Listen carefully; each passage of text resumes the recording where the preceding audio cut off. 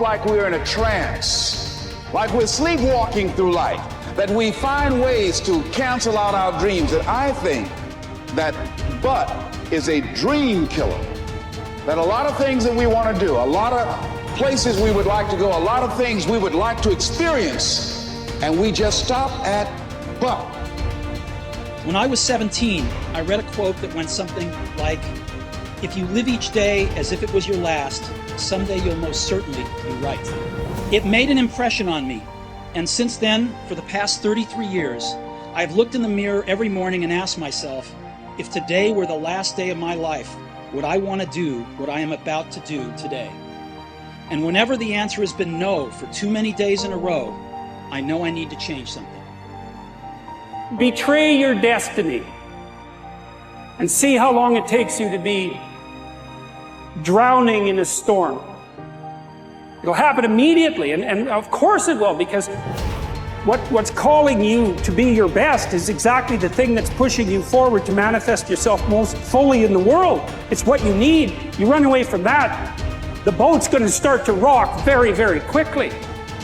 Well, what does that mean? Well, what else would come out of chaos? You know, if you fall apart and then you put yourself back together, what is it that comes back out?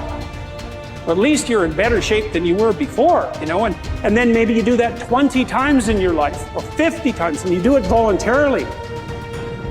Your purpose is easy to you. Your purpose comes natural for you. Your purpose brings you energy. Your purpose brings you life. It's okay not to have a grand dream. It's okay not to be able to do that yet. It is very okay not to be extraordinary. You don't need that to love yourself. But what you do need is purpose. What you do need is to take that time to define what is it that you're trying to do with your life? Why do you matter? What is it that you're going to be able to bring to yourself and to the world? And it doesn't have to be big. It just has to be real. What would you like to do? What do you believe you've been destined to do? What talents, skills, giftings, and abilities do you possess to support your desire to do it? What are your motives for wanting to do it? Why do you want to become what you are looking to become? What steps are you taking to become and to live the life, to make the dream a reality? Because this world needs your purpose. And so every day you got to give it up. Every day you got to give this world what you got. Every day you got to give everything you got to this world, because that defines your legacy. What are you going to leave behind? Let today be the start of your journey to success in a life built on your power, not anybody else's. Let yourself be your future, and let this start to define the legacy that you'll be proud to leave behind. I don't think you determine what your purpose is. I think you discover what your purpose is. There's a difference. Determining indicates deciding. And I don't think you decide. I think if you go about it the right way, you discover it. Like there's some people that should be painting all day. They're great artists. I think Michelangelo was obviously a great artist, a great sculptor. I mean, that was his purpose in his life. Well, I believe my purpose is doing what I'm doing.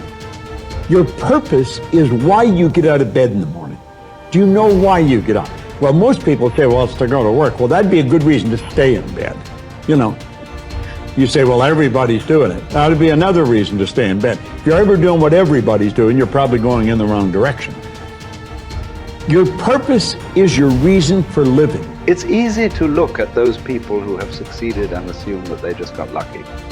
But invariably, behind the facade of overnight success is an unwavering commitment and definiteness of purpose that makes successful people able to do whatever needs to be done in order to achieve their goal of financial prosperity.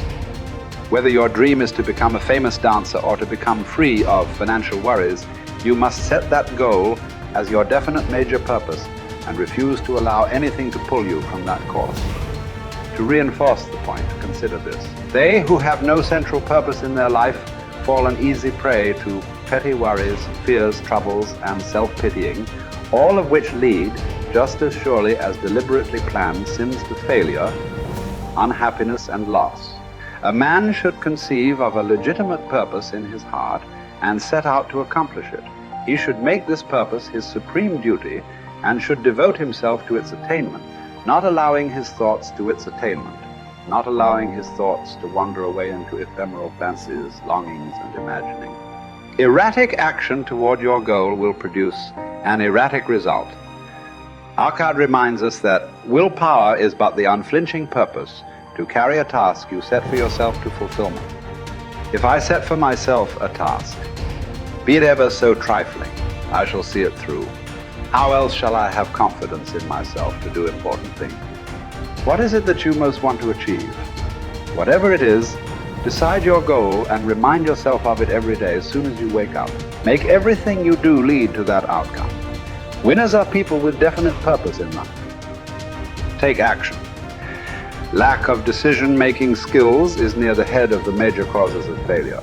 So if not knowing what your definite major purpose causes obvious challenges toward its attainment, then changing your mind every 5 minutes about the target comes a pretty close second. After all, how can the invisible forces of the infinite intelligence mobilize to convert emotionized thought into reality if you keep changing your mind? Procrastination, the opposite of decision. The opposite of decision is a common enemy which practically every man must conquer. Procrastination is motivated by shame. People put off tasks, either consciously or unconsciously, because they believe they will experience shame if they complete the task. Perhaps they feel their efforts won't be good enough, or that their position of authority could be questioned if their attempt is unsuccessful. It is therefore safer to procrastinate and blame external sources for lack of results than to try and have to admit failure. Procrastinators very often see themselves at the top of the mountain, but they don't want to learn how to climb. But what if it's not fence? Sitting, that's slowing you up, but inability to make decisions in the first place. It has been thought that those that make decisions quickly are working on some sort of sixth sense, and certainly.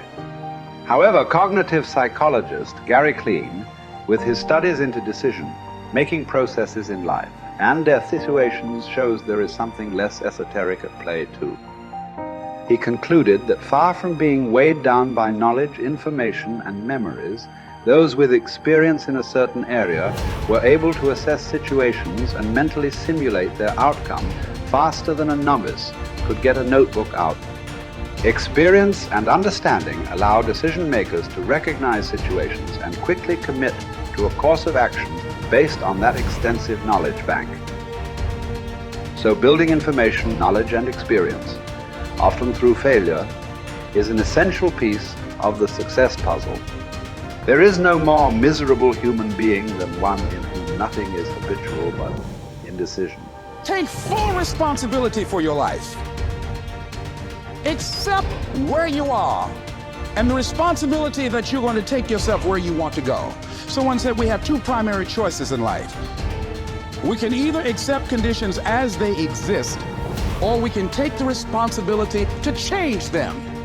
See, a lot of people want to exempt themselves from taking responsibility. All they want to do is talk about the problem. Every time you see them, they'll tell you their story over and over and over and over again. No. You want to take responsibility for your life.